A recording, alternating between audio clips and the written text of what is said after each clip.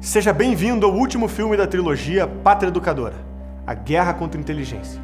Caso não tenha assistido aos episódios anteriores, o link está na descrição desse vídeo. Esperamos que você tenha aprendido bastante com o conteúdo que apresentamos até aqui. Toda essa base será muito importante agora. E lembrando, esse e os outros 2 episódios dessa trilogia estão disponíveis na versão completa com mais de 40 minutos de conteúdo adicional. Para saber como assistir a versão completa, assista essa introdução até o final. Você está prestes a assistir uma denúncia contundente à educação brasileira.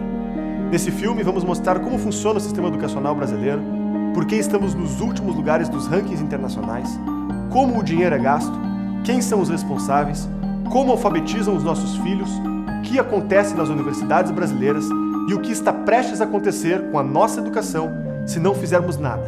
Trabalhamos durante 1 ano, dia e noite, para produzir esse documentário. Dedicamos as nossas vidas para levar ideias, valores e sentimentos aos brasileiros. E se a gente conseguiu sobreviver até aqui, é porque existem pessoas como você que não esperam o governo resolver todos os nossos problemas. A Brasil Paralelo é 100% financiada por seus membros assinantes. Até aqui, cada membro foi responsável pelo despertar de 1000 pessoas que assistiram gratuitamente os nossos filmes. Fizemos isso com uma estrutura enxuta e uma missão gigante. Somos uma empresa formada por uma equipe de 20 pessoas que dedicam suas vidas para que todos possam assistir às nossas séries e documentários de graça. Alguns de nós saíram da sua cidade natal para enfrentar essa missão. Outros abandonaram as suas antigas carreiras. E tudo isso para produzir os documentários que já despertaram mais de 10 milhões de brasileiros. Sem dúvida, a trilogia Pátria Educadora é um marco na nossa história. Agora, se conseguiremos produzir novas séries ou não, depende apenas da sua decisão. Toda vez que lançamos um novo filme gratuito, confiamos que milhares de pessoas irão entender a importância de assinar a Brasil Paralelo. Se isso não acontece, não temos como fazer o próximo filme. Nós decidimos abrir o jogo com você. Nós temos uma meta muito importante para ser batida. Nós precisamos de 20 mil novos assinantes ativos para financiar as próximas produções desse ano que abordarão temas urgentes para o Brasil. Nesse exato momento, você está vendo o que está acontecendo na mídia. Temos muitos assuntos que precisamos tratar de forma urgente. Mas é você quem decide se teremos ou não o próximo filme. Não quebre essa corrente. Torne-se membro patriota da Brasil Paralelo com apenas R$10 por mês. Sua assinatura não é uma doação. Ela também concede acesso à versão completa da trilogia Pátria Educadora, com 40 minutos adicionais de duração, que acompanha um guia de estudos completo com as principais teses do documentário, um mapa mental e a lista bibliográfica. Fornece acesso ao nosso grupo de membros no Facebook e no Telegram e também permite que você participe de encontros presenciais espalhados por todo o Brasil. Além disso, todo mês você receberá um conteúdo inédito na sua conta. Eu garanto, você nunca pôde fazer tanto com R$10. E se chegamos nesse preço, é para que ninguém fique de fora.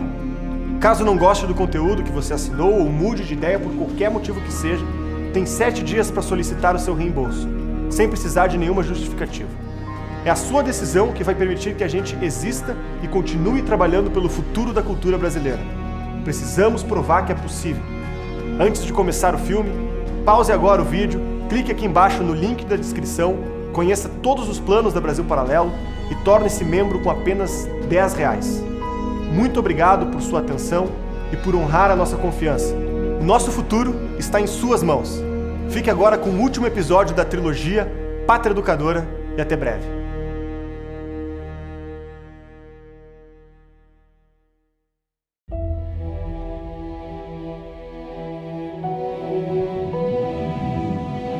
Na educação antiga, as inquietações morais levaram ao desenvolvimento do uso da razão pelos filósofos gregos. Era uma educação escassa, restrita à elite, que buscava tutores para formar a personalidade de seus pupilos através do ensino das virtudes e da busca pela verdade. A partir da revelação em Abraão, a noção de transcendência se integra ao conhecimento coletivo dos povos. A devoção a Deus tornou-se fator preponderante na dedicação à vida intelectual. Aos poucos, formaram-se as universidades, onde os alunos buscavam os melhores mestres da Europa para aprender sobre filosofia, teologia, direito e medicina. É formada a Comunidade Internacional de Acadêmicos. Nesta época ocorre a união entre a filosofia grega e a tradição religiosa, resultando na concepção das artes liberais. O ensino técnico ficava a cargo das guildas. onde ensinavam os trabalhadores a exercer a sua profissão. Foi esse ensino que chegou no Brasil no século XVI. Logo depois do descobrimento, fundaram o Pátio do Colégio, a primeira escola do Brasil. Só após a Reforma Protestante que o sistema de ensino fortaleceu-se, foi rompendo com a transmissão de ideias da Igreja Católica e também começou a ser usado pelos estados como meio de propagação de ideias.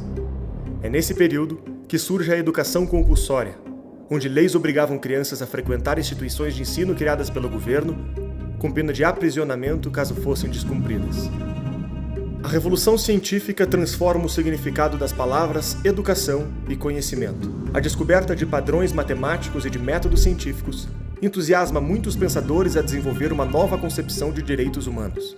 O Iluminismo francês acaba por proibir escolas religiosas e a tradição passa a ser condenada como uma coisa ruim, vista como inimiga da vontade popular e do bem comum. No Brasil, o Iluminismo teve sua expressão através do ditador português Marquês de Pombal, que expulsou os jesuítas, fechando as escolas e mosteiros espalhadas pelo Brasil no fim do século XVIII. Orientado por José Bonifácio Leopoldina Habsburgo sobre os perigos do Iluminismo francês, Dom Pedro declara a independência do Brasil.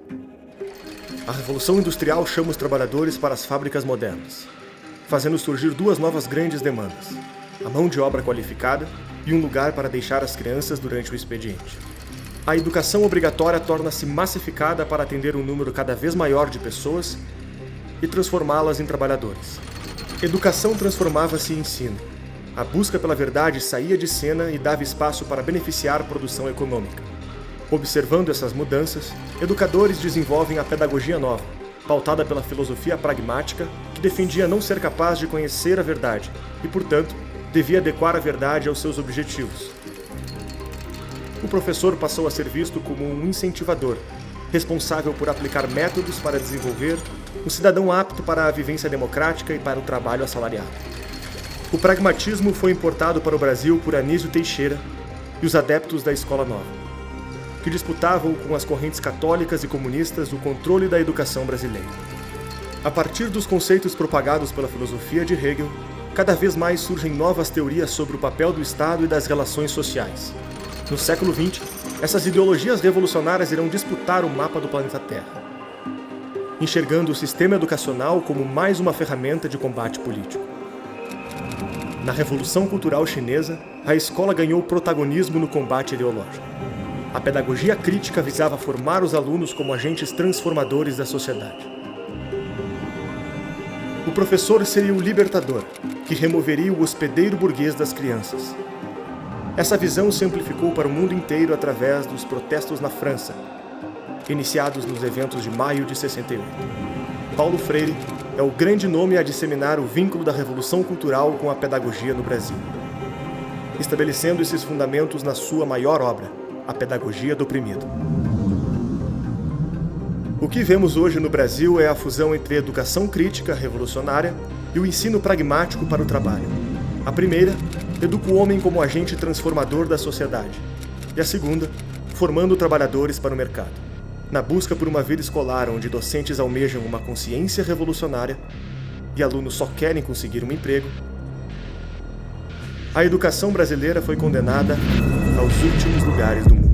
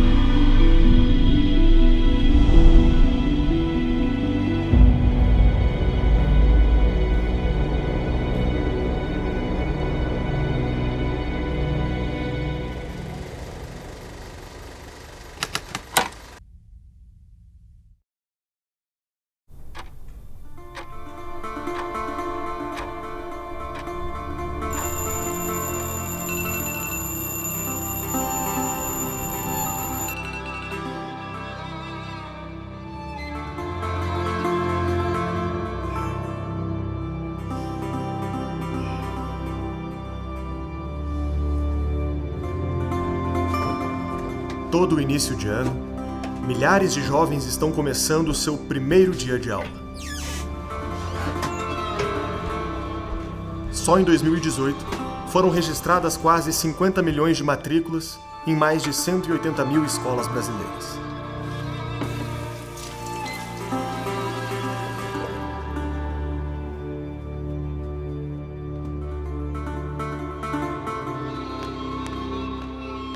Pense por um minuto. Todos que estão atravessando a escola, com a sua vida toda pela frente, um dia sairão de lá para serem atores do nosso mundo, criando, trabalhando, construindo, liderando empresas e até governos.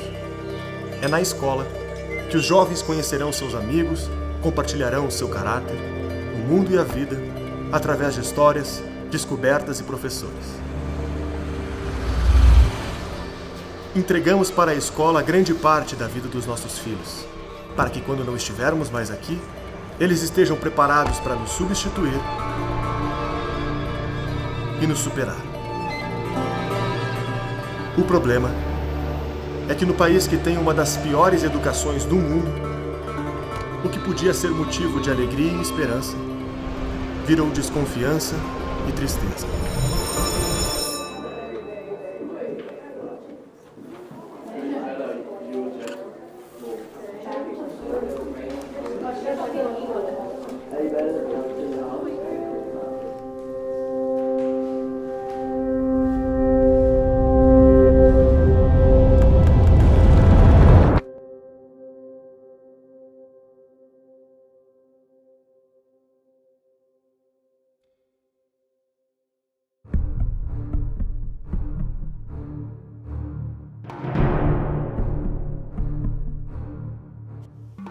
Olha, a educação brasileira é absolutamente um desastre na média.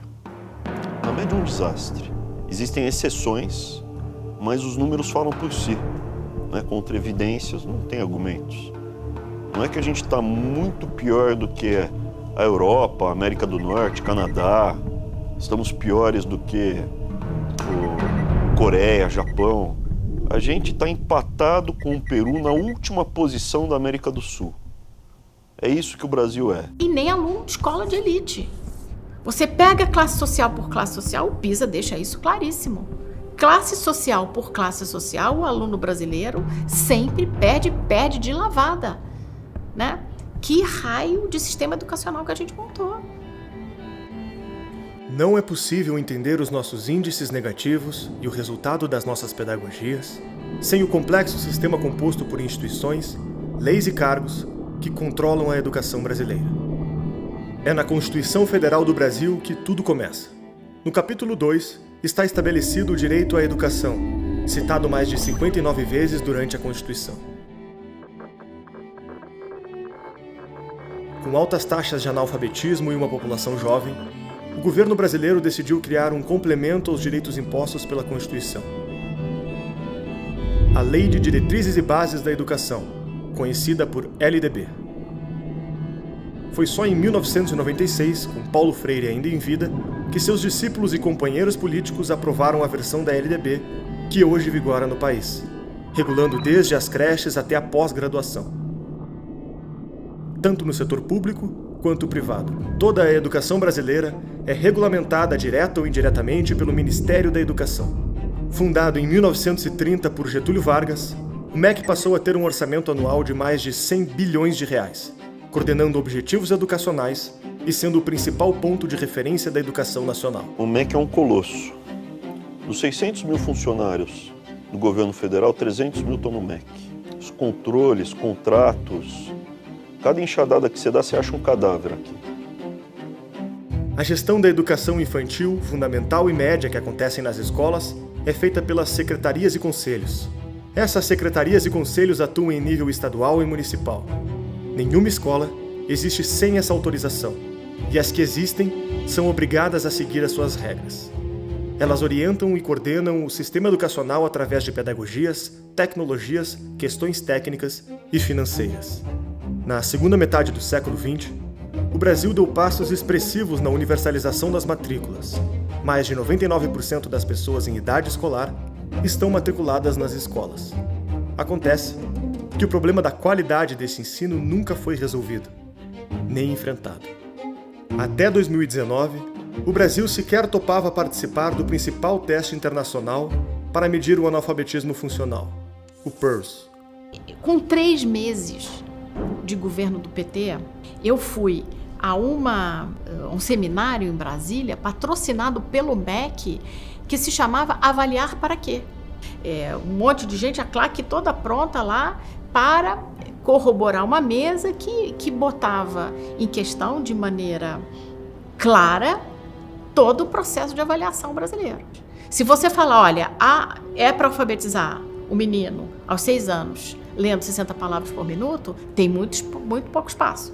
É um tipo exato que todo mundo sabe o que tem que fazer. O professor tem que trabalhar mais, ninguém pode faltar, porque cada minuto conta, né, no aprendizado.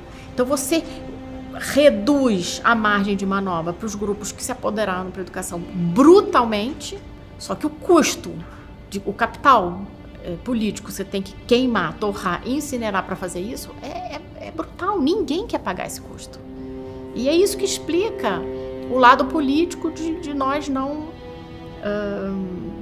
termos feito esse investimento antes. Nós estamos já em 2020 e metade dessa população que está na escola desde os 4 anos, chega aos 8, ainda não sabe ler. Uma coisa simples. A performance educacional só é medida pelos testes internacionais quando o aluno já completou 15 anos e faz o teste do PISA.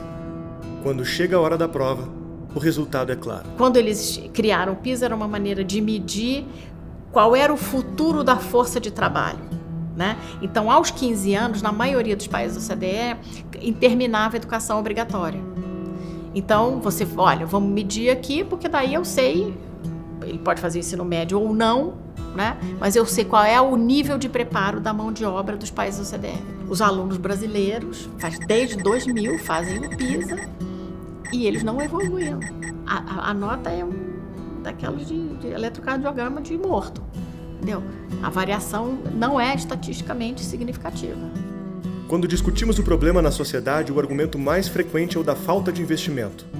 Não sem motivo. O aluno do ensino fundamental recebe o equivalente a $3.800 por ano, 44% da média dos países da OCDE. O mesmo acontece no ensino médio. Gastamos 41% da média dos países desenvolvidos. Mas o problema não deveria ser a falta de recurso. O percentual do PIB brasileiro que sai dos cofres públicos para financiar a educação chega a ser de quase 6%, totalizando mais de 100 bilhões de reais. Esse número não está abaixo do padrão da OCDE, pelo contrário, é 30% maior que a média. A pergunta que fica é, por que gastamos tanto na educação brasileira e tão pouco chega no ensino de base? Da arrecadação aos alunos, o orçamento sofre fortes pedágios da administração pública. Os péssimos índices da educação brasileira não parecem ter assustado o Brasil nos últimos anos. A prioridade do orçamento brasileiro é outra frente da educação, as universidades. A educação superior ela recebeu muito mais investimento per capita já desde a ditadura. Havia uma percepção de que investir, educar a classe média para ter lideranças, para ter funcionários públicos de qualidade, que era importante. Tá? O Brasil nunca teve essa preocupação de educar a base. O ensino superior no Brasil, regulado pela LDB, é oferecido tanto pela iniciativa privada quanto pelo Estado. São 299 instituições públicas e 2.238 privadas. Ambas passam por uma grave crise. Infelizmente, somos um anão científico aos olhos do resto do mundo. O governo do PT priorizou o investimento no ensino superior. O orçamento foi triplicado, saindo de 17 para 51 bilhões. O número de mestrados e doutorados aumentou em mais de 300%, mas os resultados desse dinheiro e dessas pesquisas não vieram. Importante lembrar que tudo isso é decorrente de uma decisão que nós tomamos. Ou seja, eu não esqueço nunca de dizer para os meus ministros, quando se tratar de educação, eu não quero que vocês utilizem a palavra gasto. Educação é investimento. É por isso que nós triplicamos o orçamento de 33 bilhões para 104 bilhões. Junto com o Lula, triplicamos os investimentos em educação. Por isso, tem de gastar dinheiro com educação. Não há milagre. Então, o que aparece nas propagandas da esquerda, que domina a grande mídia, assessorias de imprensa das universidades? É isso, que as nossas universidades estão entre as que mais produzem artigos no mundo. Isso é verdade. Só que eles vendem quantidade como se fosse qualidade. A USP está a 8ª melhor universidade do mundo. Isso é uma mentira. A USP ela não é a 8ª melhor, é a 8ª maior. Eu não tenho nada contra a USP, eu estudei na USP, fiz parte do meu doutorado na USP. Agora, a gente tem que falar a verdade. Se a gente quer curar uma doença, o doente ele tem que ser informado da sua doença. É o que acontece na universidade brasileira. Ela está doente, muito doente.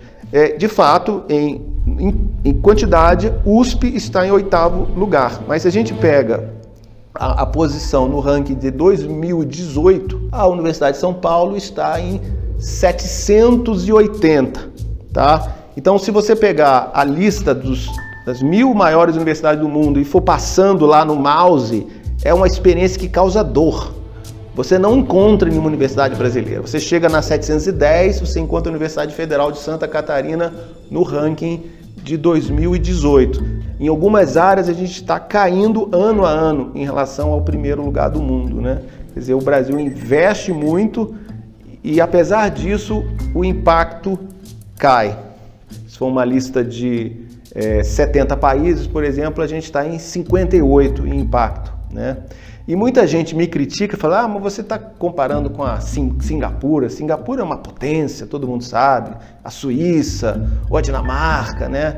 E a América Latina? Em que lugar a gente está na América Latina? Em que posição você acha que vai estar o Brasil? De 12 países. Antepenúltimo lugar. A gente só está na frente de Cuba e da Venezuela. Venezuela por razões óbvias, né, do desastre do país, né? E Cuba tem sido sempre o último lugar na América Latina. Então, não é porque a gente está comparando o Brasil com outros países desenvolvidos que nós estamos abaixo. Todo ano eu via assim, o anuário científico da Enciclopédia Britânica e via os prêmios internacionais. Nunca tinha um brasileiro. Tinha a cara da Zâmbia, da Serra Leoa, da puta que eu pariu, você tá entendendo? Do Polo Norte, tá entendendo? Da Antártida, né? Da Pinguim da Antártida, premiado, prêmio de física. Não tinha um brasileiro, porra. É produção que não serve pra nada. Pra mostrar a mãe, ó eu. Cada trabalho universitário devia ser, ó, mãe, ó eu. É isso. Agora, se a gente olhar para dentro da área de humanas, as sub-áreas das humanas, então a gente pode ver o ranking, por exemplo, sociologia. 43 de 46 países, é lá embaixo, né? Dentre os países que publicaram pelo menos 100 trabalhos em sociologia, o Brasil tem 43 de 46. Em linguística, o Brasil está em 20º de 22 países. Em história, 37º de 42. Antropologia, 42 de 45. E aí o grande fracasso mesmo, que é educação, né? A área de pedagogia, que é 53 de 54, ou seja, penúltimo lugar do mundo. A crítica que fizeram, que é o seguinte, é porque nossa língua é o português. O português é uma língua que ninguém lê, então tá bom. Então vou comparar o Brasil com Portugal. E aí eu verifiquei que em quase todas as áreas, tá aqui, ó. Isso aqui é o rank score. Olha, Portugal tirou 7, rank score, vai de 0 a 10, nota 7. Brasil, 0,2. Linguagem. Portugal tirou 4, Brasil meio. Antropologia, 7, Portugal, Brasil 0,8. Direito, 7,6, 7,5, Brasil 0,2. Educação tirou Brasil 0, o último lugar do mundo. Isso dado de 2017. Quer dizer, nós somos o mesmo povo, Brasil e Portugal. A dificuldade de você traduzir um trabalho acadêmico brasileiro para o inglês é enorme. O que será que essa pessoa quis dizer aqui? É a maneira do educador brasileiro escrever, que tem um pouco, aí voltamos ao Paulo Freire, emular aquela pseudo-poesia, né?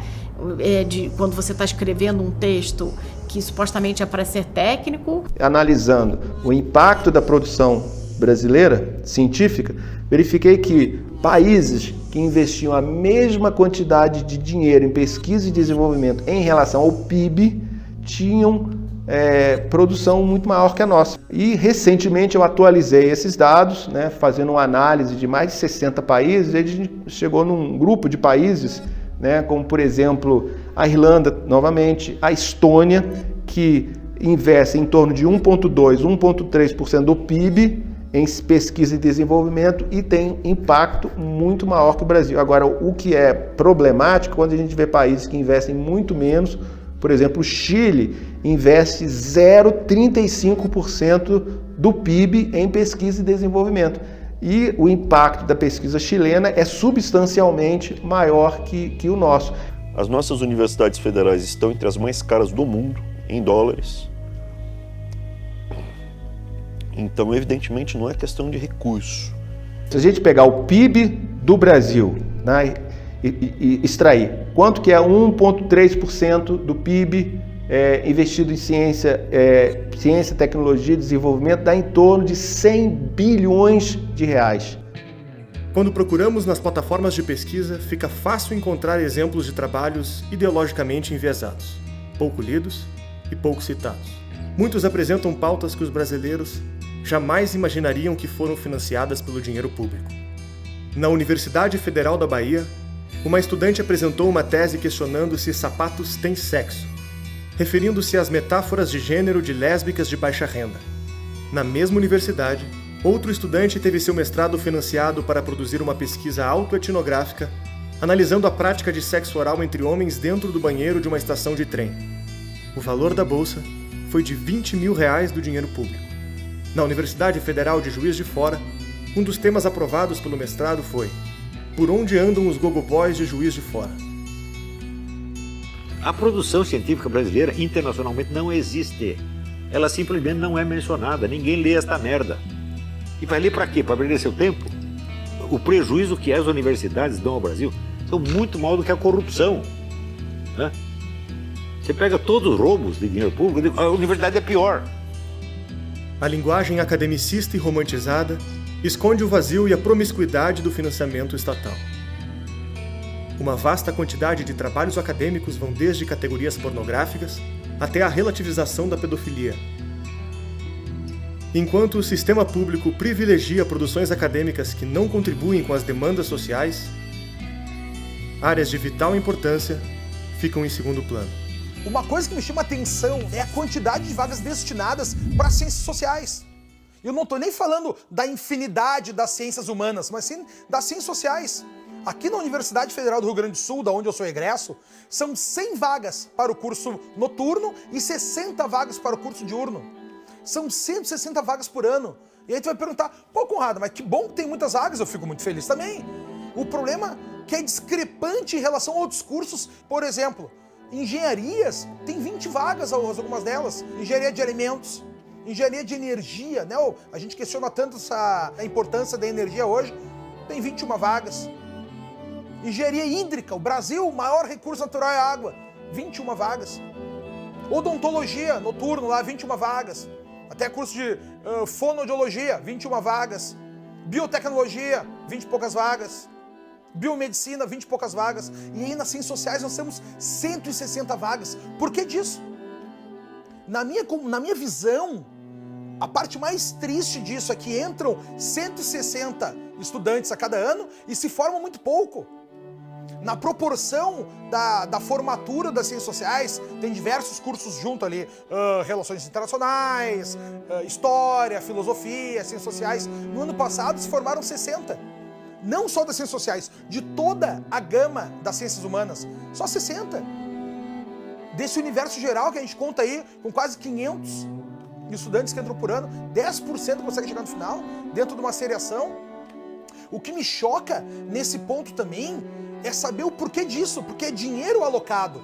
Quem são essas pessoas egressas que saem dali? O que eles fazem? Que ponto que eles trazem pra gente, pra nós enquanto nação? Afinal de contas, a universidade pública é dinheiro público. Na minha visão, o que a gente tem ali é uma grande manutenção dos partidários da esquerda.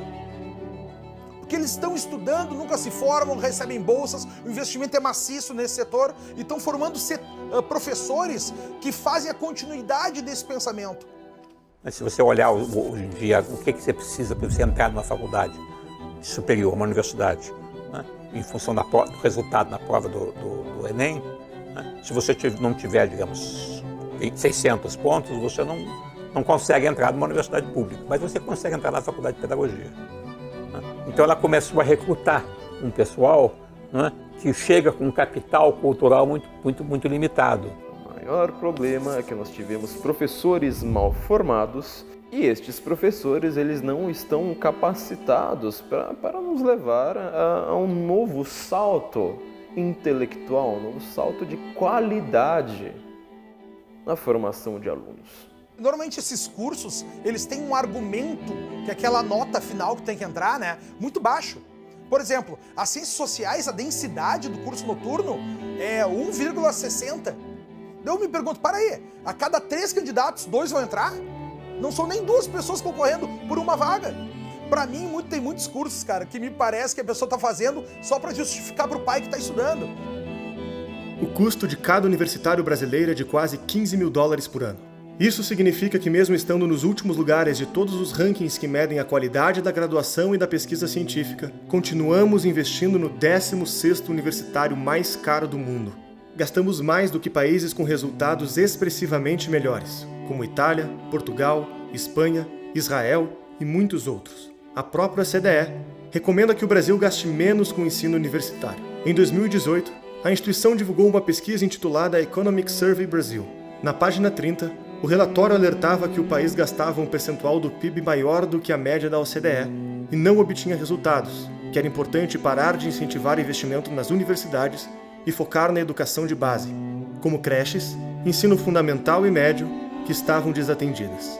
O relatório também alertou que a educação universitária estatal tende a beneficiar estudantes de classe média que estudam em escolas privadas e têm a melhor performance no vestibular.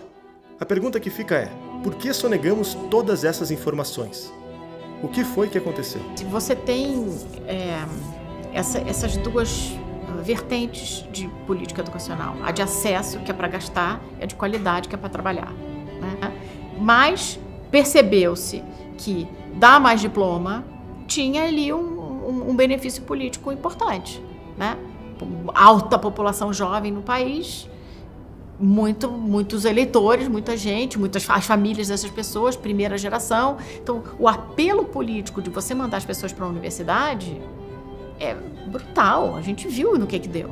Então, quando você fala mais matrícula, você tem gasto com infraestrutura, inauguração de escola, aumento de matrícula, etc.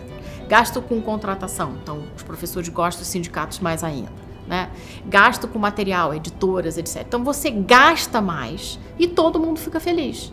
Então, abrir escola é algo altamente populista, né? Você pode abrir escola, dizer que está atendendo o direito à educação e não ensinar nada. E essa é a história do século XX no Brasil, do final do século XX, né? Depois da Segunda Guerra, quando a gente teve os movimentos pedindo por mais educação, o que o governo brasileiro, no seu conjunto, em todos os seus arranjos, deu para o brasileiro foi matrícula.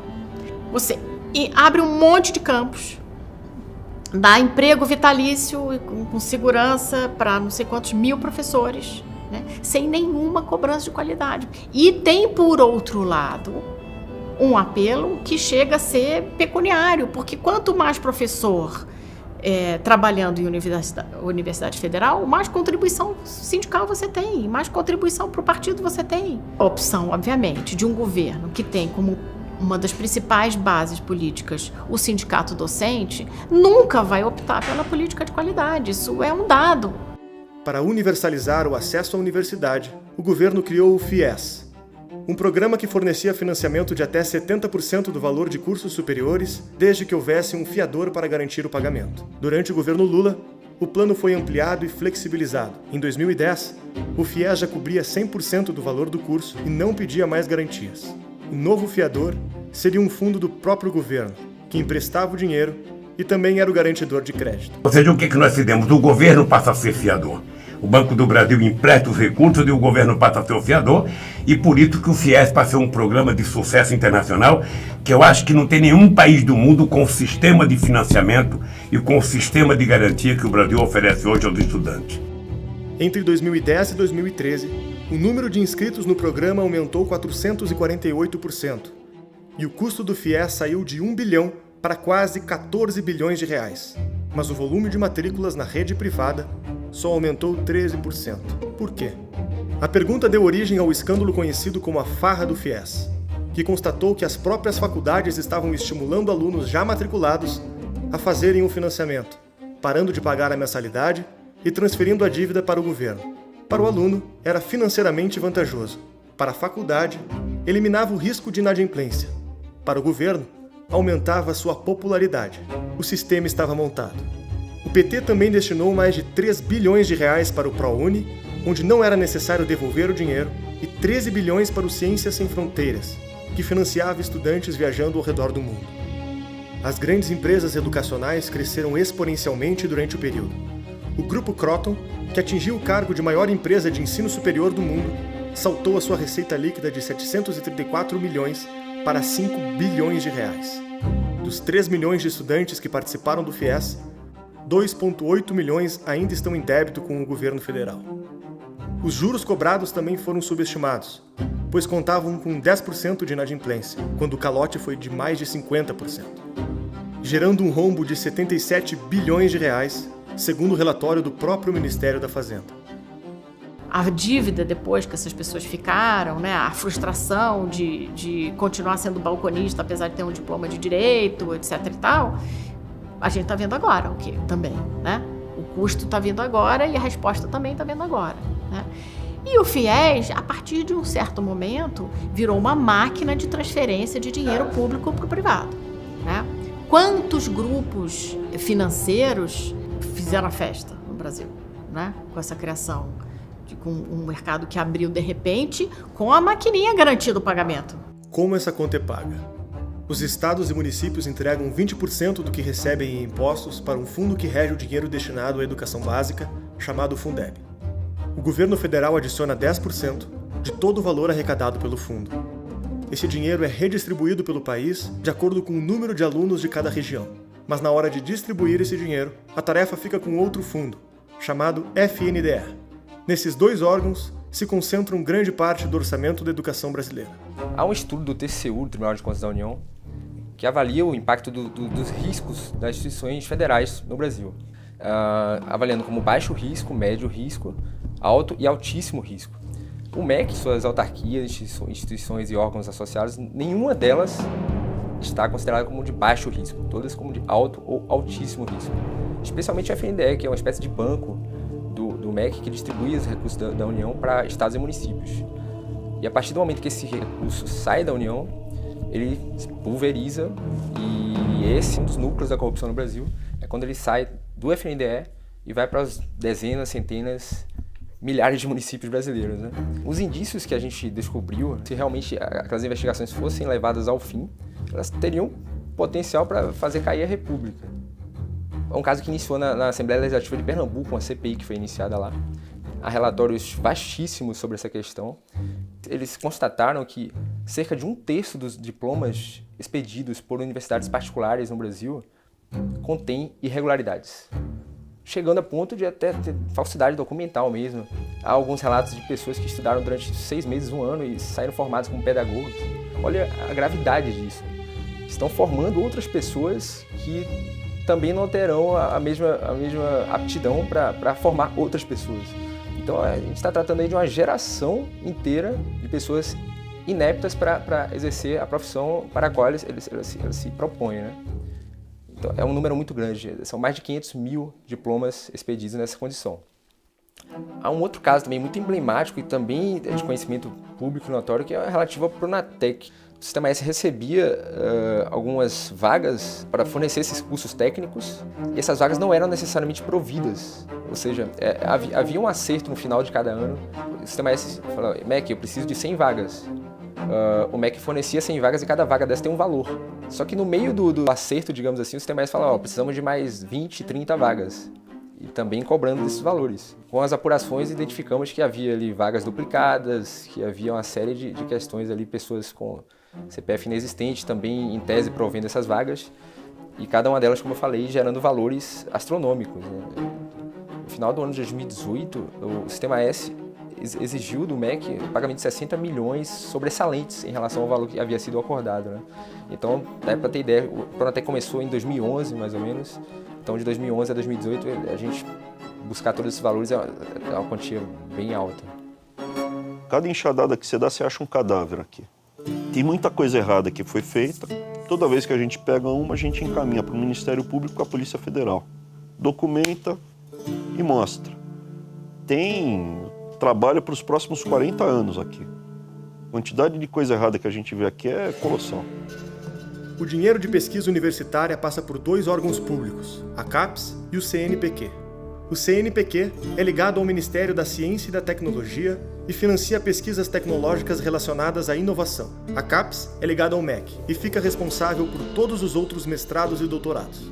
Ela autoriza o fornecimento de cursos de pós-graduação por parte das instituições, avalia a nota desses cursos, estabelece o valor destinado a mestrados e doutorados e descredencia aqueles que não atendem os seus critérios. O órgão distribui as bolsas de pesquisa às instituições de ensino superior de acordo com as notas atribuídas pela própria CAPES. As universidades repassam as bolsas aos alunos por meio do processo seletivo.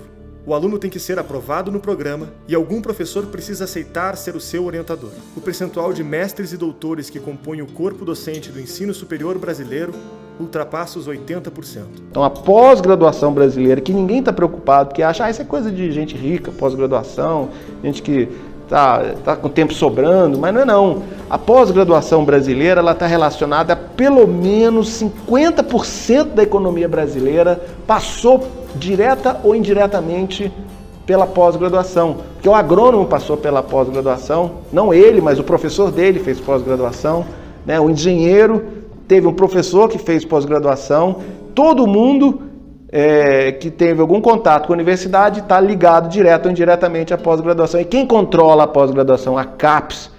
Que se eu sair na rua perguntando para as pessoas que é CAPES, que é CAPES, de 100 pessoas, eu duvido que 5 saibam que é CAPES. Esses professores chamam os bolsistas que têm uma visão ideológica iguais às deles. Então, quando eles passam por um processo constante, acadêmico, de passar novas etapas, uma pós-graduação, mestrado e doutorado, só vai retroalimentando essa mesma cadeia de informação. Pessoas que têm essa mesma narrativa, essa mesma visão de mundo. E aí eles se tornam professores daqueles mesmos alunos que estão chegando lá embaixo. Tudo aquilo que um político quer que você pense, você vai acabar pensando. Tudo aquilo que um político enxerga como algo que a massa precise seguir, obedecer, a massa vai seguir e obedecer, porque ela troca a sua autoridade ultrapassada, reacionária, como por exemplo a sua família, a sua religião, assim por diante, e entrega de mão beijada a um professor. Não vai nem conseguir ser um arquiteto ou qualquer coisa do tipo, não vai conseguir ter uma profissão que eram consideradas profissões liberais, que você aprendia em oficinas, porque você vai ter uma documentação nacionalizada, uma burocracia centralizada regulando esta profissão. Então tudo se torna político, toda a sua ideia de verdade se torna política, toda a produção intelectual ela é regida por burocratas e políticos. Porque o sujeito sendo aprovado no mestrado e doutorado, ele entra no corpo docente. É a porta de ingresso para a geração seguinte. Então, quem domina, vamos dizer, a aprovação de mestres e doutores hoje, domina o corpo docente dos próximos 30 anos e, portanto, o estado cultural inteiro do país. Não é isso? Então, eu desafio me mostrar teses universitárias anticomunistas, né, aprovadas em qualquer universidade brasileira nos últimos 50 ou 60 anos. E digo categoricamente, não existem. Então isso foi totalmente excluído. Isso o anticomunismo é proibido. Portanto, você é anticomunista, você já está excluído, né, dos bem-pensantes. Tem aqui os bem-pensantes que representam a alta cultura, o pensamento normal, equilibrado, né, e o ideológico. O que a gente fala hoje como uma grande autoridade intelectual é a produção do diploma, é a era dos diplomados, dos universitários. Quer dizer, você pode ter a melhor ideia do mundo. Se o seu professor discorda da sua ideia, a sua ideia não existe. Ela não merece ser sequer citada. Tudo que existe de fato é o que a universidade diz que existe. Todo o resto está excluído. Veja, é a famosa cena do Policarpo Quaresma, né? E tem duas velhinhas passando na rua, elas passam na frente da casa do Major Quaresma, eles vêm pela janela e vê um montão de livro, né? Elas perguntam assim, mas para que tanto livro se ele não é nem bacharel? Isso é o resumo do Brasil. O conhecimento não interessa, mas o título interessa, a honraria interessa, as homenagens interessam, a verba pública interessa. Você tem ali uma dominância de certos tipos de textos que acabam acarretando um certo tipo de visão do mundo, muito restrito. E a gente ainda tem a contribuição espetacular do Paulo Freire, que diz claramente que a sala de aula é um lugar para você exercer seus pleitos políticos, né? A sala de aula é para libertar as pessoas, sim, mas é libertar através do conhecimento. Essa, pelo menos, é a minha visão. O conhecimento liberta, né? E não a panfletagem. Então, tudo isso forma um caldo que é escondido, digamos assim, por uma ideologia ou escondido por uma narrativa, mas que tem algo acidental, que é você ganhar um diploma sem trabalhar muito, e algo intencional, que é, bom, vamos utilizar esse monte de gente aqui para fazer avançar uma certa visão de mundo. Quando houve aquele surto de invasões de escolas no Brasil, centenas de escolas foram ocupadas por adolescentes que subitamente resolveram entrar para dentro do colégio, passar um ferrolho na porta e dizer, isso aqui é propriedade nossa, a escola é nossa. Quando algum fotógrafo conseguia bater uma foto lá de dentro, normalmente tinha alguém mais idoso sentado conversando com os alunos. Sempre tinha um professor lá dentro fazendo a cabeça, organizando sua militância. O que é isso? Foi o que aconteceu comigo. Eu tinha inclinação para questões políticas ali no início do ensino médio, lá 15 anos, e rapidamente professores e militantes me cooptaram. E eu, sem uma base intelectual prévia para resistir àquilo, eu fui pelo caminho errado. Um infográfico que saiu publicado na revista Veja, eles fizeram uma reportagem especial sobre o tema da doutrinação e publicaram esse infográfico com os resultados de uma pesquisa feita pelo Instituto Census. Perguntaram aos professores de educação básica se, na opinião deles, o seu discurso em sala de aula era um discurso politicamente engajado. E 78% dos professores que responderam a essa pergunta disseram que sim, que o seu discurso em sala de aula é um discurso politicamente engajado. Aí perguntaram aos estudantes, apresentaram algumas figuras históricas aos estudantes e perguntaram a eles em que contexto positivo, negativo ou neutro aqueles personagens eram apresentados em sala de aula, né? Os personagens, o primeiro que chamava a atenção, na época, 2007, era Che Guevara. E os alunos, 84% dos alunos, se eu não me engano, disse que Che Guevara aparecia em contextos favoráveis, né? Com uma visão favorável. E a gente sabe que isso é real, né? Quem passou pela escola, né, sabe muito bem que o garoto propaganda do comunismo era objeto de uma apresentação extremamente favorável, né? Não são todos os professores, mas uma boa parte deles se comporta dessa maneira. A Secretaria de Educação tem a responsabilidade de coordenar e avaliar o conteúdo dos livros que são oferecidos pelo governo para todas as escolas públicas do Brasil. O Programa Nacional do Livro Didático, conhecido como PNLD. Então o que acontece? Quer dizer, nessas últimas décadas, o maior comprador de livros do mercado editorial, quem foi? Foi o governo.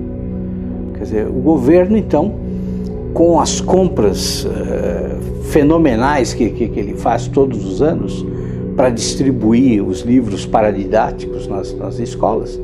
Quer dizer, ele se tornou a principal fonte de renda para muitas editoras. Agora, tudo tem um preço, né? Quer dizer, para o livro ser escolhido pelo governo, as editoras sugerem de maneira muito persuasiva aos escritores que eles escrevam dentro daquela pauta que é estabelecida pelo MEC. Claro, porque o MEC oferece uma pauta. Ele diz assim, olha, o livro para ser comprado precisa seguir este critério, e são critérios ideológicos. Nem sempre os professores têm aquele cuidado de fazer uma seleção lendo realmente a obra, né? O que, na verdade, para onde ele vai? Ele vai lá para a metodologia. Então vamos selecionar uma coleção que traga sobre construtivismo. E aí o professor vai lá na metodologia, dá uma olhadinha e tal, mas ele não lê o livro, ele não vê a obra toda. E aí ele seleciona e ele vem impregnado de ideologias, não só ideologia de gênero, ideologia política tem demais, né?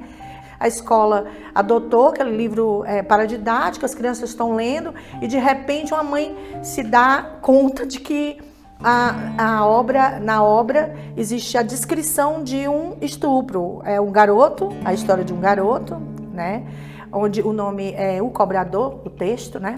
É um garoto de baixa renda, né? E que ele se sente agredido pela classe média e alta. Então ele sai para cobrar a dívida social, né, contra a vida dele. Então ele sai e ele entra num condomínio. E no condomínio ele consegue entrar, subir até um determinado andar e a moça diarista abre a porta, né? Ele entra, não faz nada com a diarista, porque se trata de alguém que é da classe dele, e ele diz que vai cobrar isso da dona da casa. Então ele estupra a dona da casa e o livro traz toda a descrição, inclusive dele ejaculando na cara dela. Isso é terrível. Você imagine o que é um pai abrir um livro infanto-juvenil para crianças de 12 anos, de 10 anos, com essa descrição. E isso eu estou dizendo, aconteceu de verdade, foi adotado pela escola e os pais descobriram e fizeram tirar da lista do livro, de livros das crianças. Então, o programa do livro didático, ele vem mesmo nesses últimos anos, ele se transformou numa armadilha, numa grande armadilha. A gente vai gradualmente trocar todos os livros pelos mais graves e dentro do que os contratos. Os contratos para os livros didáticos, eles foram feitos para vários anos. Eles já vêm lá na capa, 18, 19, 20, 21. Essa foi uma herança do PT, os livros didáticos já estão na escola. Tem uma atividade que ela é cobrada em quase todos os livros de ciências do Programa Nacional de Livro Didático, quando sugere que a criança deite numa folha de papel, madeira, por exemplo, faça o contorno do seu corpo. Quem tem que fazer o contorno é uma criança do sexo oposto, que é para poder fazer o contorno do corpo, inclusive bem pertinho, para perder aquele constrangimento de tocar no corpo do outro, para ter mais intimidade com o corpo do outro. E depois que, nessa atividade, depois que a criança faz esse desenho, ela é estimulada pelo professor, na atividade, a colorir e a fazer colagens nas partes íntimas.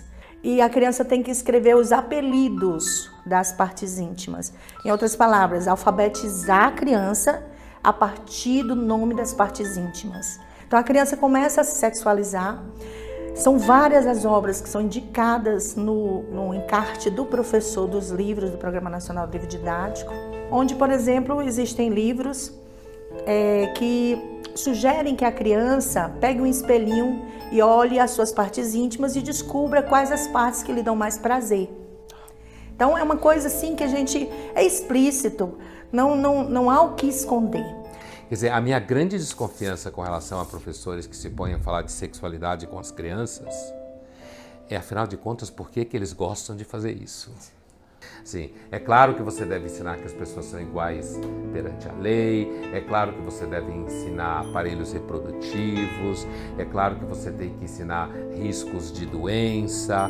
Agora, toda essa discussão enorme sobre identidades sexuais, eu sempre me pergunto, afinal de contas, por que alguém resolve ficar falando disso com criança?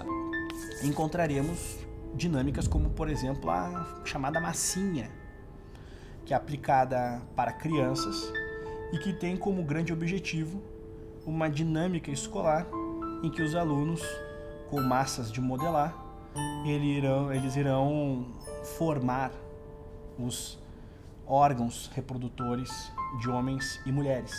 Este grupo e precisamente este trabalho, o Sexo Aprende na Escola, ele é dedicado a Paulo Freire. E ele foi orientado por Paulo Freire. Infelizmente, histórias como essas não são exceção nos livros didáticos brasileiros. Um dos casos mais emblemáticos é o da coleção Nova História Crítica, escrita por Mário Schmidt. Distribuída aos alunos das escolas públicas e aderidos por muitas escolas privadas durante quase uma década. Da 5ª à 8ª série, a obra com explícita propaganda ideológica foi utilizada como principal livro didático. Logo na página 14 da 5ª série, o livro compara senhores de escravos com a atuação da polícia. A provocação retorna várias vezes ao longo do livro, afirmando que os manifestantes de esquerda são reprimidos e que os policiais aplicam a regra do olho por olho e dente por dente. O caso não é isolado. Textos elogiando o MST, conteúdos enaltecendo Mao Tse-tung, tabelas em defesa do socialismo e constante propaganda revolucionária duram até as últimas páginas da 8ª série. Ao final de cada capítulo é apresentado o quadro Reflexões Críticas, propondo que os professores façam debate sobre esses temas na sala de aula. Você não tem nem a história tradicional espelhada, você só tem a visão crítica, ela já vem deturpada e sempre vista sob um viés revolucionário e de esquerda. Em 2008, a coleção foi reprovada pelo MEC e retirada de circulação. Não apenas por conta do seu conteúdo, mas também por uma nova lei que passou a obrigar os autores de livros didáticos a terem curso superior completo. E Mário não conseguiu provar que era formado em História. Schmidt nunca deu entrevistas e poucas são as informações encontradas sobre ele na internet. Não há nem mesmo fotos ou redes sociais. Até 2016, uma das poucas informações possíveis de encontrar ao pesquisar seu nome era uma filiação ao PT disponível no site FiliaWeb. Tendo somente o governo brasileiro como comprador, o autor vendeu cerca de 10 milhões de cópias no Brasil. Eu tenho 35 anos de sala de aula. Passei da educação infantil até a pós-graduação, em todos os níveis. E a gente perceber a infância sendo ameaçada da forma como ela tem sido nas últimas décadas, principalmente durante esses governos do Partido dos Trabalhadores, né? Deixa com que qualquer professor, né, que realmente deseje que a educação tenha qualidade, fique estarrecido. Mães que chegaram para mim com os olhos marejados dizendo: eu perdi minha filha. Aí, como assim, né? Eu perdi minha filha para o partido, para esses movimentos que estão acontecendo aí. Movimentos ligados a partidos políticos que estão transformados em grêmios estudantis e coisas assim.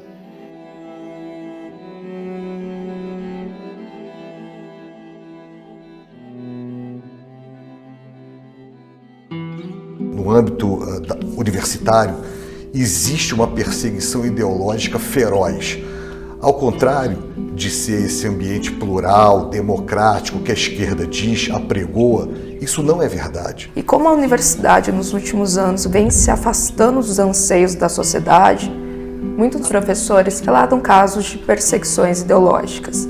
Quem ousa ser conservador, ou pelo menos não de esquerda, ele está fadado a ser massacrado no ambiente universitário, um assassinato de reputações, uma guerra declarada contra aqueles professores que ousam pensar de forma diferente. Esse assédio ele passa por algumas estruturas.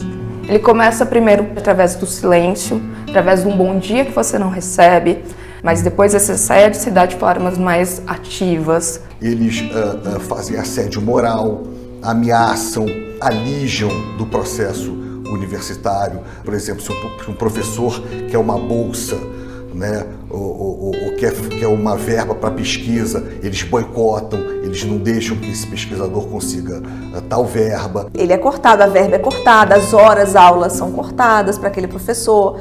Aí tem gente que perdeu praticamente 80% do seu salário, porque passou a dar menos horas aula. Jogam os alunos contra os professores, fazem representações administrativas ou jurídicas contra esses professores, perseguições jurídicas, perseguições no âmbito administrativo, até mesmo coação física, em alguns casos coação física mesmo.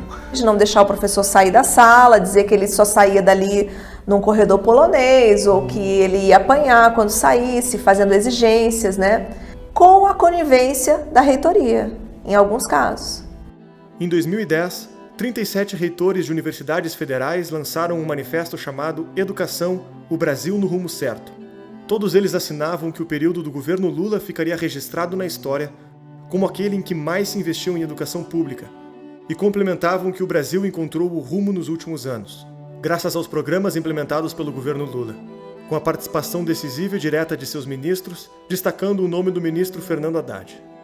Em 2018, durante as eleições presidenciais, 20 reitores e ex-diretores de universidades federais voltaram a publicar um manifesto apoiando o candidato Fernando Haddad para a presidência, citando programas como o FIES e o suposto avanço da ciência brasileira.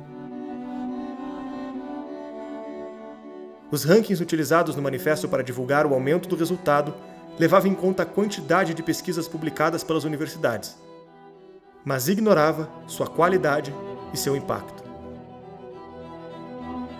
Hoje a Universidade Brasileira, ela é um local plural, é um local onde todas as vozes podem se pronunciar e serem ouvidas, ou é um local que se tornou um palanque para um determinado partido político se pronunciar e reproduzir suas ideias. É importante nós nos lembrarmos de que a primeira vítima da doutrinação é o professor.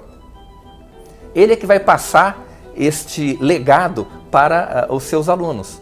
E esse professor, muitas vezes, conscientemente ou não, está trabalhando para um determinado partido político, para uma determinada corrente política.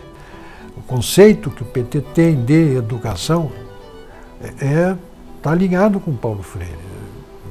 Não era à toa que ele estava afiliado ao partido, não era à toa que ele foi secretário de Educação em São Paulo. Não era à toa. Realmente o partido pensa assim. Isso que acontece nas universidades federais, essas cenas terríveis que vemos do estado em que estão as universidades federais, o que acontece, o que eles mostram, o que fazem, o que são os centros acadêmicos, né? A intolerância em relação a toda forma de divergência em sala de aula, que não é outra coisa senão reflexo daquilo que acontece na sala dos professores. E aí vem os relatos que se recolhem cada vez que se aborda esse assunto, corroborando uma realidade que é triste. É realmente a pátria educadora, deste tipo de educação, com este tipo de resultado, para produzir esse país que vemos. Entre em nosso site e saiba como ter acesso às entrevistas e cursos exclusivos. A partir de R$10 você já pode se tornar um membro da Brasil Paralelo. Contamos com você. Por que isso acaba culminando em maus índices de alfabetização, de conhecimentos de ciências e de matemática? Porque a prioridade é a crítica. A prioridade é a luta política. Se é um problema, é grave para algumas áreas, mas tem outras áreas que não é. Então a gente tem um problema da doutrinação por um lado e por outro o problema da má formação.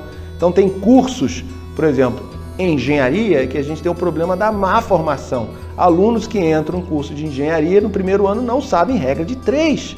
Né? Não conseguem fazer uma integral ao se formar. Como é que essa pessoa vai ser engenheiro?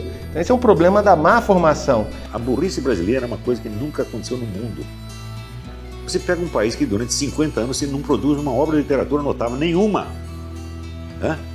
Isso nunca aconteceu. Não aconteceu na Zâmbia, não aconteceu na Serra Leoa, não aconteceu na Alemanha nazista, não aconteceu na União Soviética, não aconteceu em lugar nenhum. Só no Brasil, porra. E esse é o problema brasileiro. O problema do Brasil não é comunismo, esquerdismo, é esta degradação intelectual e espiritual humana horrível. Em 2014, o Brasil parecia ter uma oportunidade de melhorar nossos índices educacionais. Ao menos, assim anunciava. E a partir deste ano de 2020, os alunos dos 26 estados e do Distrito Federal vão estudar pela Base Nacional Comum Curricular. É um documento que é referência obrigatória para a elaboração dos currículos escolares. Essa base curricular quer pensar a formação do estudante de maneira ampla, como aluno, cidadão e também futuro trabalhador. De acordo com o documento, o Conselho Nacional de Educação vai guiar de uma maneira bem específica temas como orientação sexual e identidade de gênero. O documento serve de referência para todas as escolas do país, públicas e particulares. É a primeira vez que o Brasil tem uma base comum curricular.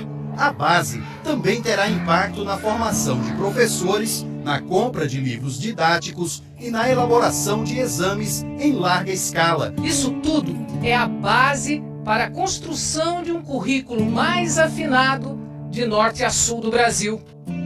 A Base Nacional Comum Curricular, conhecida como BNCC, foi o documento em que muitos depositaram essa esperança. Era a primeira vez que o Brasil teria um currículo obrigatório para todas as escolas. Essa prática não é novidade no mundo.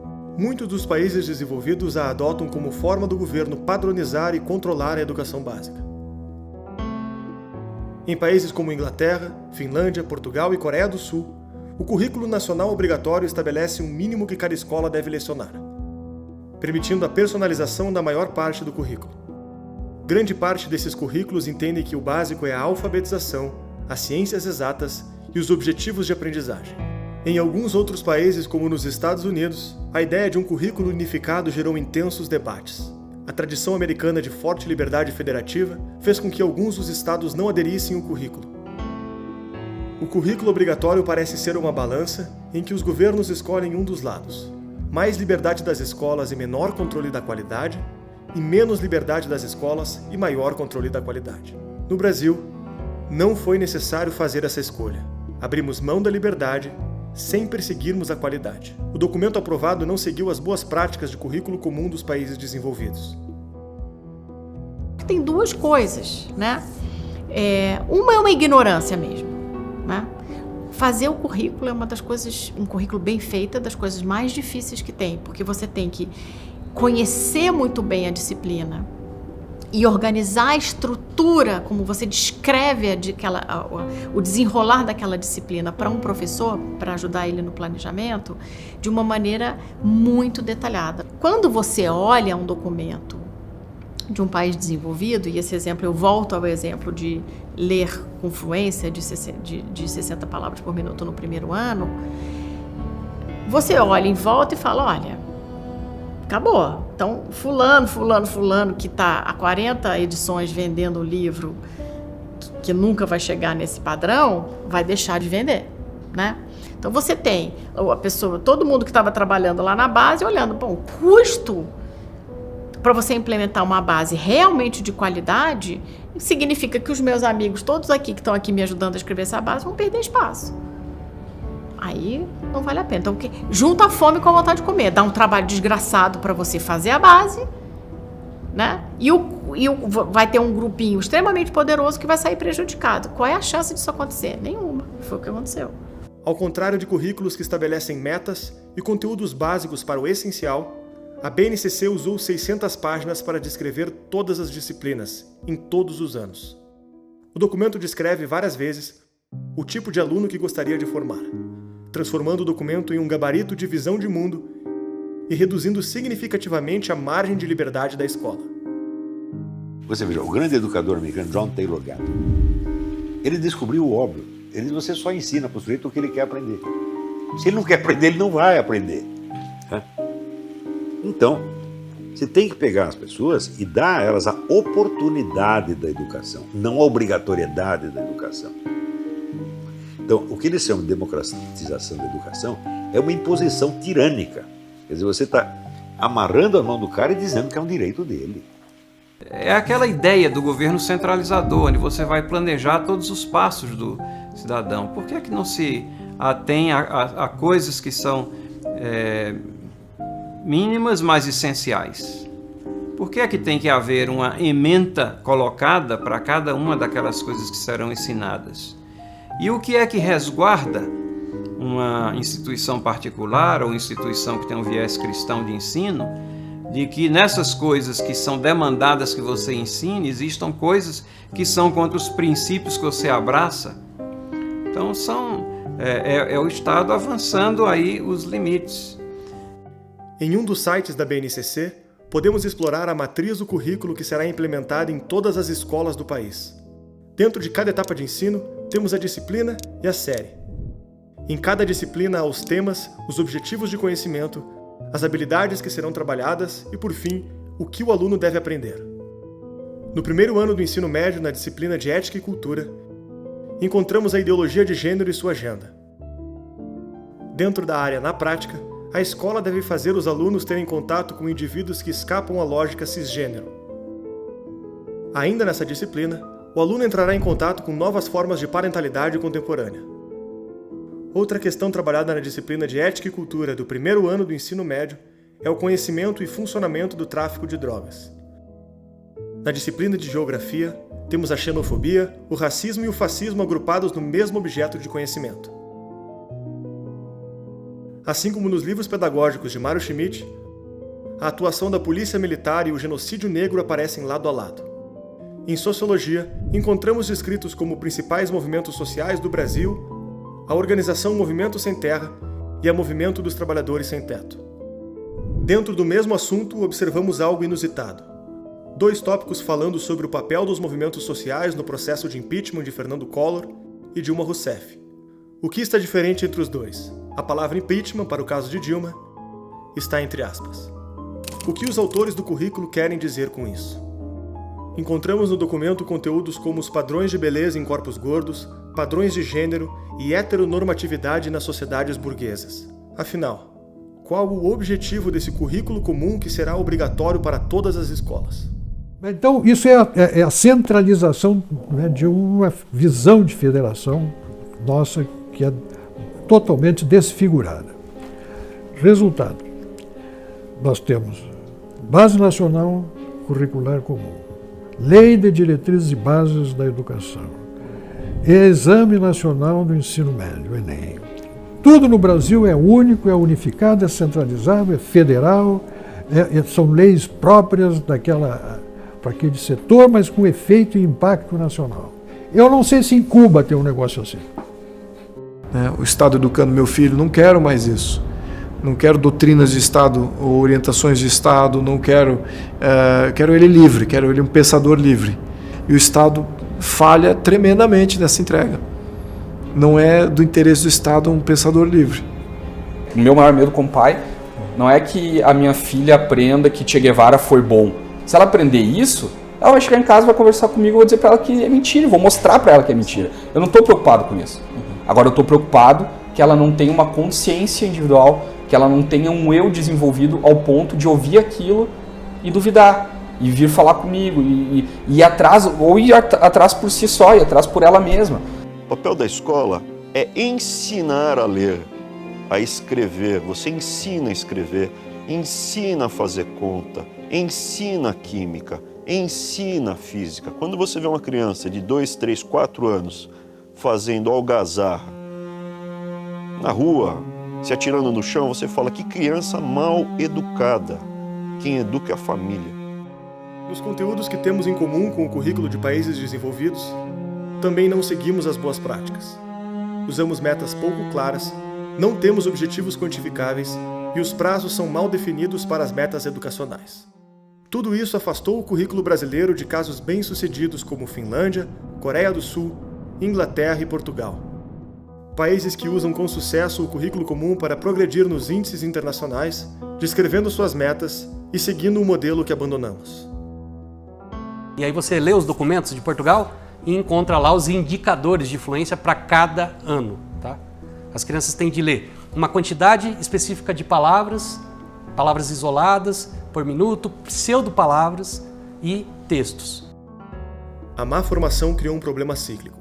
Os novos pedagogos não estão aptos para educarem os novos alunos. E os novos alunos não estão sendo habilitados para serem bons pedagogos. Nossos alunos não conseguem ler, compreender e muito menos interpretar um texto de 10 linhas. Na educação, tudo começa pelo ensino da leitura e da escrita. Então, como podemos discutir seriamente o que as crianças estão aprendendo se no Brasil cerca de 55% dos alunos do terceiro ano do ensino fundamental, né, não têm conhecimento suficiente em leitura?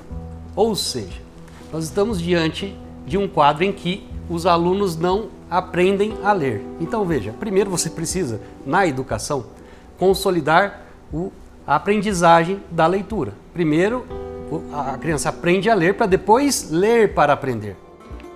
O problema piora quando chegamos no método utilizado para alfabetizar as crianças. Um assunto que tem rara atenção da mídia e do debate público, mas exerce importância definitiva na vida de todos nós. Aprender a ler é um dos pilares da nossa sociedade. Embora o objetivo seja declarado como prioridade, e nesse caso, esquecemos de olhar para o como. O como pode ter consequências desastrosas. Pesquisas apontam que se uma criança não aprender a ler adequadamente até a primeira série, há 90% de chances de que ela continue a ser uma leitora pobre até a quarta série, e 75% de probabilidade de ter baixa escolaridade. Grande parte dos métodos de alfabetização usados no Brasil tem origem na filosofia construtivista, com influência da alfabetização ativista defendida por Paulo Freire. Métodos como palavração, sentenciação, método global e letramento defendem que a alfabetização deve priorizar o sentido e o contexto das frases e textos inteiros.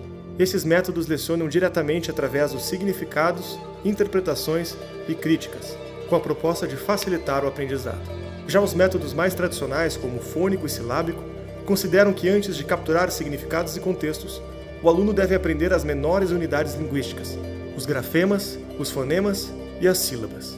Qual é o consenso científico sobre o ensino e aprendizagem da leitura e da escrita?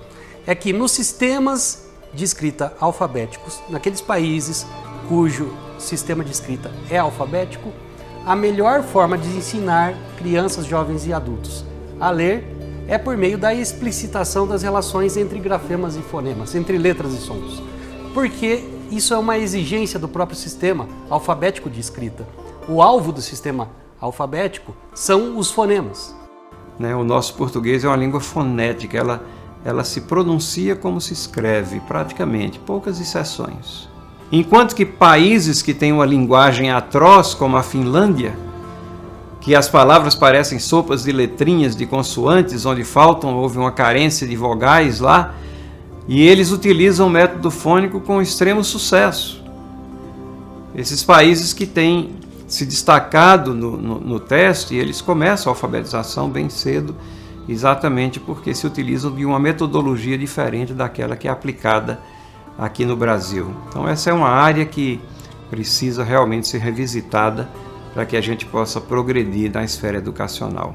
Para resolver esse confronto, o governo americano organizou um grupo de notório saber para investigar as melhores práticas de alfabetização. O estudo demonstrou que a adoção do método fônico é altamente eficaz, com ampla vantagem para o aprendizado das crianças. A pesquisa foi utilizada de base para o programa de alfabetização dos Estados Unidos e inspirou outros currículos comuns ao redor do mundo. Se de um lado, estudos validam o método fônico, do outro, não podemos dizer a mesma coisa. Métodos como o global ou semiglobal, que buscavam associar palavras e frases inteiras com significados e contextos, são alvos de duras críticas. Esses métodos ganharam força com a ideia de educação progressista dos anos 70, quando defendiam que a escola oprimia crianças e precisávamos de um aprendizado desrepressor. Com o tempo, a ineficácia do método tornou-se comprovada e até mesmo desastrosa.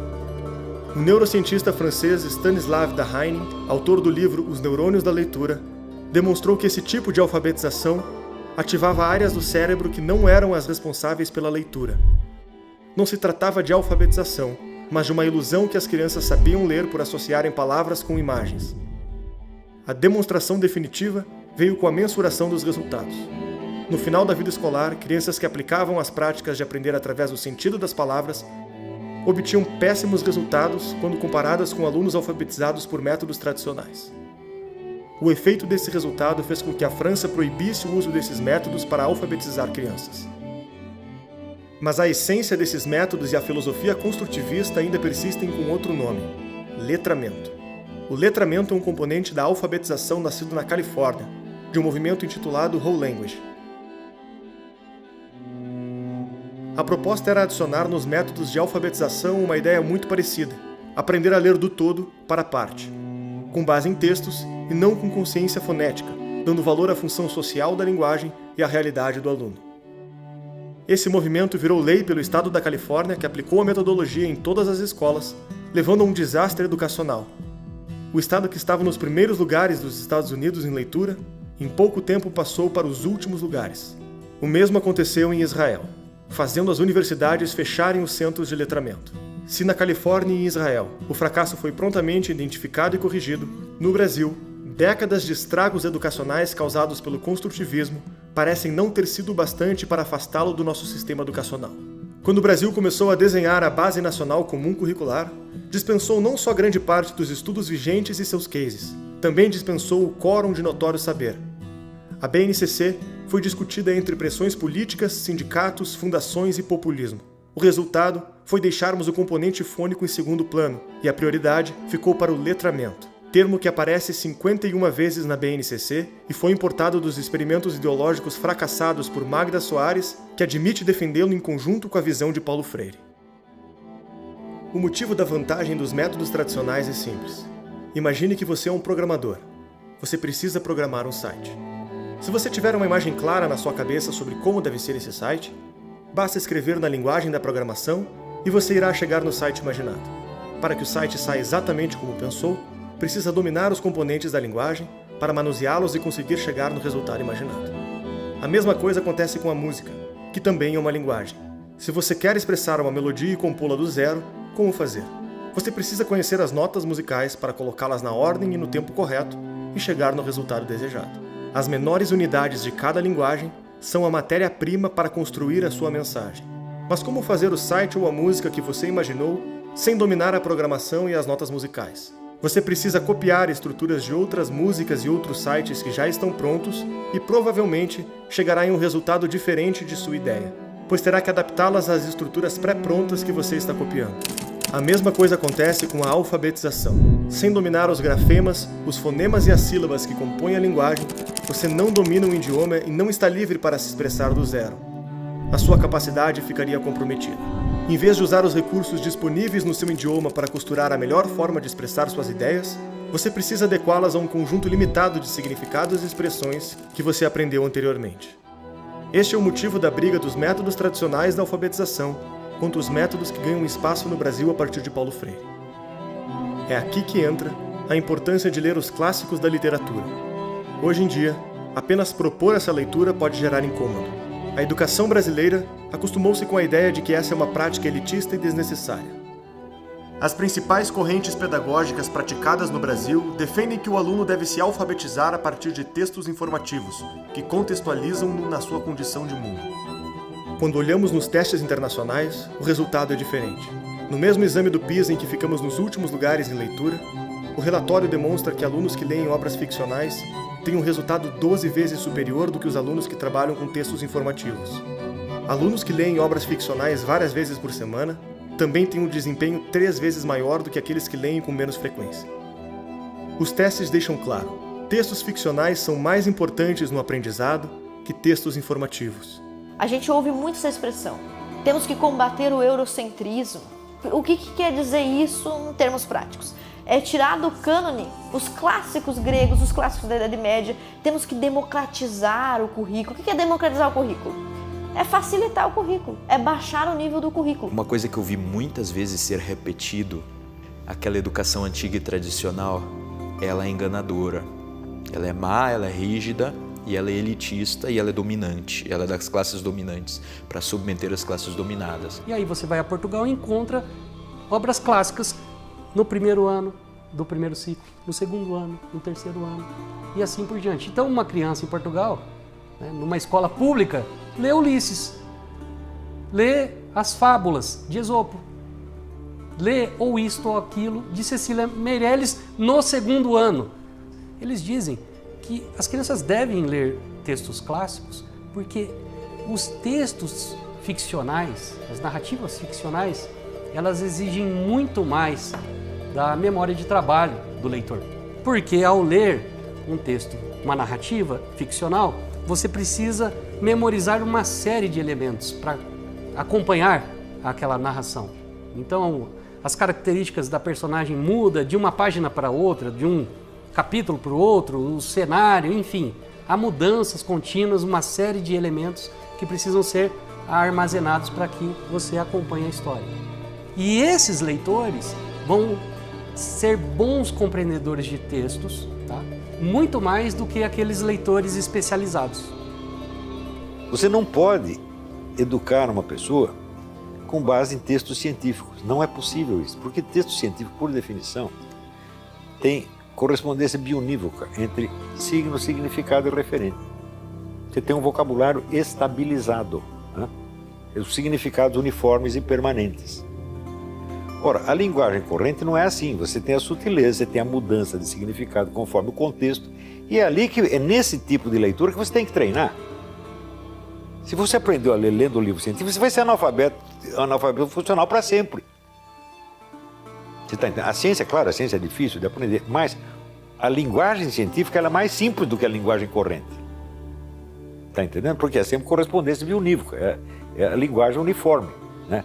É unicensas, tudo tem um sentido só, sentido estabilizado igual para todos. Você não pode aprender a ler com uma coisa dessa. Você está entendendo? Agora, se você vai ler Shakespeare ou Balzac, opa, a coisa não é assim. Cada linha, né, o sentido das palavras muda, adquire outra ressonância, você tem outro contexto. E é este treinamento da variedade de situações e variedade de intenções subjetivas, isto que é aprender a ler. Lembra que falamos lá atrás de imaginar um site ou uma música? Ali tem outro motivo para ler os clássicos. São as grandes referências da linguagem e a imaginação. A imaginação é como se fosse um projetor de filme dentro da sua cabeça. Quando você escuta uma história, lê um livro ou pensa em algo, ela projeta esses códigos tentando construir uma imagem nítida para quem pensa. Quanto mais nítida for a imagem, mais aprimorada é a competência de imaginar. Livros que apresentam o uso do idioma de forma sofisticada não só fazem uma musculação cerebral desse projetor, como estimulam a memória, as diferentes aplicações de expressões e palavras, apresentam as nuances do idioma, sofisticam a interpretação e ensinam um aluno a utilizá-lo da melhor forma. Os grandes clássicos são os grandes cases de cada idioma. É lá que a linguagem encontrou a menor distância entre a escrita e a experiência. Eles elevam a nossa imaginação, tornando-nos capazes de aprimorar nossos sonhos, nossas virtudes e nossas competências. Quanto mais eu sei, mais eu sou. Adoro dizer isso. Mas é uma variação do Wittgenstein, que já dizia que os limites da minha linguagem são os limites da minha existência. São os limites do meu mundo. O que é essa linguagem? É a capacidade de aprendizado. É o que eu sei e o que eu faço com o que eu sei. Essa é a beleza do conhecimento. Isso nos faz especial, isso nos faz ir adiante, isso nos faz perseguir a resolução dos problemas. Inteligência para a medicina é capacidade de resolver problemas. E aí eu tenho que chegar diante dos problemas e dizer, quem vai resolver isso? Sou eu. Chamar a autorresponsabilidade para mim, que está tão danificada nos dias de hoje. Todo mundo quer terceirizar a responsabilidade. Todo mundo passa a responsabilidade para o seu inconsciente, para o seu comportamento, para os seus genes, para as suas sinapses cerebrais. Agora tem que tomar um remedinho, que a culpa da minha sinapse não é minha. A culpa é tua.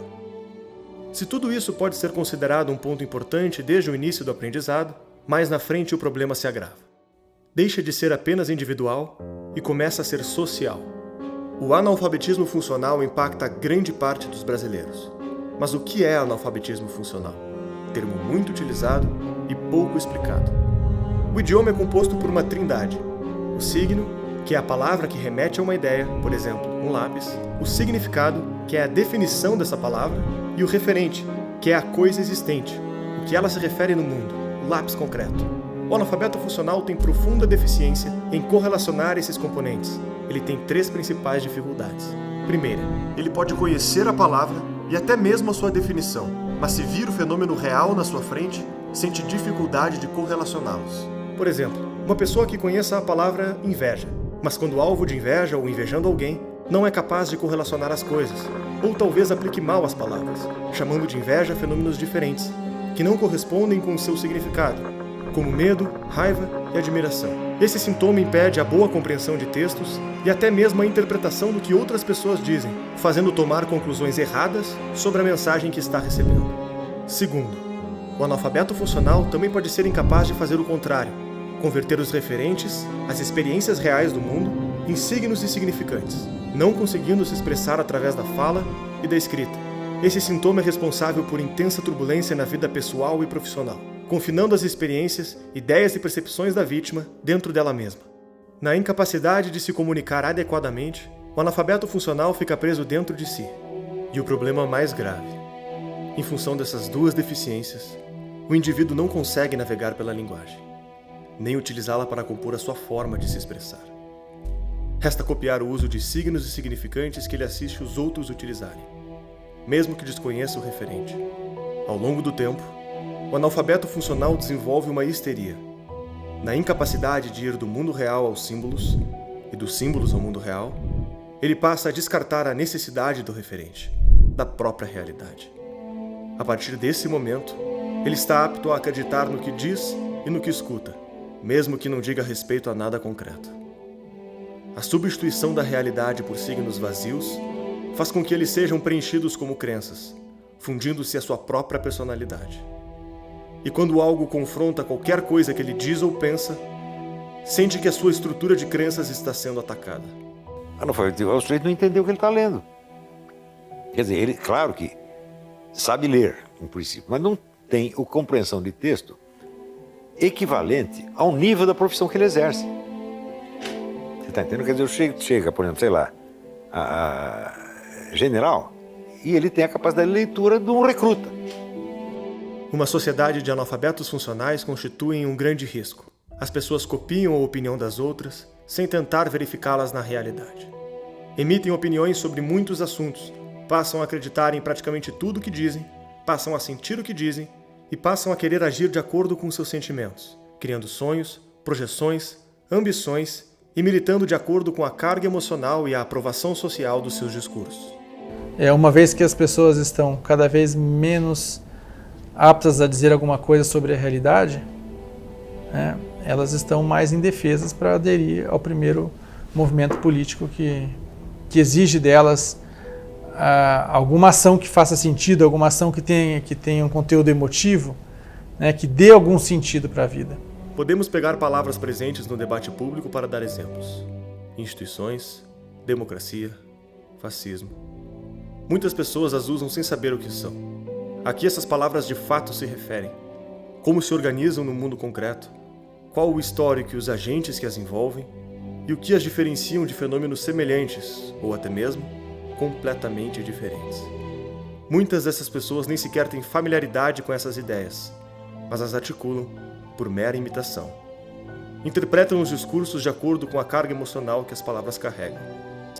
E persistem em menosprezar ao que elas estão amarradas. O principal recurso de aprendizado que resta para esses indivíduos é o de perceber nos seus pares qual o discurso mais aprovado e qual o mais rejeitado, e assim ir, por tentativa e erro, calibrando o seu signo sem qualquer referente, vivendo meramente por imitação e condenando a própria inteligência ao exílio. Se é pela aprovação social que ela expressa suas ideias, quanto mais participar do senso comum de determinado grupo, mais vai ser aprovado por uma maioria e mais vai buscar repeti-las. Quando chega este momento, a realidade foi posta em segundo plano e a culpa foi da má educação. Qual a surpresa de não a valorizarmos? Como uma sociedade que não se preocupa em buscar a verdade pode levá-la a sério? Se aceitamos que as coisas são vazias e não se referem a nada, por que perderíamos tempo investigando grandes ideias? Elas não são mais um poderoso aparato para enfrentarmos a vida.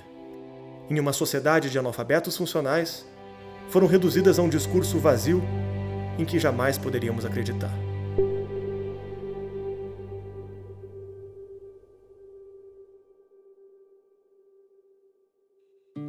Esse episódio que você acabou de assistir foi o último capítulo da trilogia Pátria Educadora. Esperamos que você tenha gostado. Lembrando, assista a versão completa e livre de propaganda com mais de 40 minutos de conteúdo extra. Basta se tornar um membro patriota da Brasil Paralelo. Para produzir a série que você está assistindo agora, foi necessário investir mais de R$2 milhões, o trabalho árduo de mais de 20 pessoas durante um ano. Você assistiu de graça porque queremos chegar no maior número de pessoas possível. E temos a confiança de que uma pessoa como você, que assistiu o conteúdo até o final, está consciente do assunto e pode investir em cultura. Nós contamos e precisamos de você. Clique no link da descrição desse vídeo E conheça os planos da Brasil Paralelo. Torne-se membro a partir de R$10 e tenha acesso ao nosso conteúdo exclusivo. Até breve.